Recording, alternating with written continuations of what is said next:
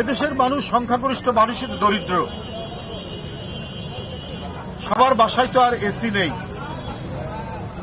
অনেকের বাসায় ফ্যান পর্যন্ত নেই। এই শ্রমজীবী মানুষ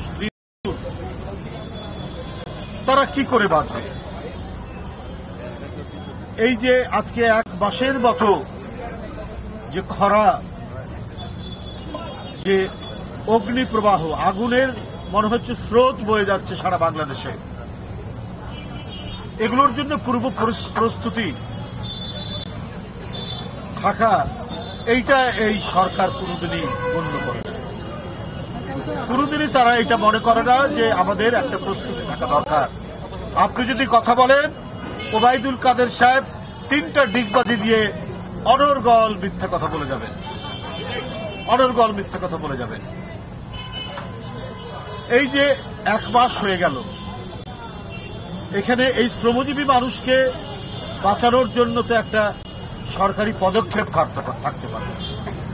তীব্র গরমের মধ্যে মানুষের হিট স্ট্রোকই শুধু নয়, নানা ধরনের রোগ হতে পারে। আপনার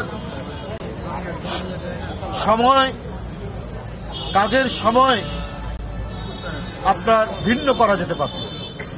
এখন 5টার সময় ফজরের আজান হয়, যদি 6টা থেকে 10টা পর্যন্ত, ওদিকে 4টা থেকে 6টা পর্যন্ত বা 7টা পর্যন্ত হলেও মানুষ এই কাজের সময় যদি ইয়ে করা যায়, আলাদা করা যেত, তাহলে এই শ্রমজীবী মানুষ, এই যে নির্মাণ শ্রমিক, এই যে হোটেল শ্রমিক, এই যে রিক্সাওয়ালা, এরা কিন্তু অনেকখানি বাঁচতে পারে।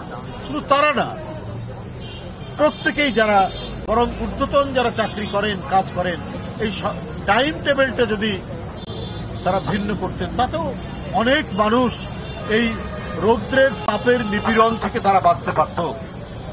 কিন্তু এইসব কোনো পদক্ষেপ তারা নেয়নি। কি বিভৎস অবস্থার মধ্যে দিন কাটছে। এটার তো একটা চেইন রিয়াকশন হচ্ছে নানাভাবে। আমাদের বড় উৎপাদন ব্যাহত হচ্ছে, এই বড় উৎপাদনের জন্য সেচ লাগে, সে সেচের পানি পাচ্ছে না। আজকে দিনাজপুর অঞ্চল, ঠাকুরগাঁও অঞ্চল, পঞ্চগড়ে আমরা শুনেছি যে সেচের জন্য যে ডিপ টিউবওয়েল ব্যবহার করছে, সে ডিপ টিউবওয়েলে পানি উঠছে না। এসবের তো অল্টারনেটিভ ব্যবস্থা করেননি। জিয়াউর রহমান করেছিলেন, খাল কেটেছিলেন, নানা ধরনের উদ্যোগ নিয়েছে।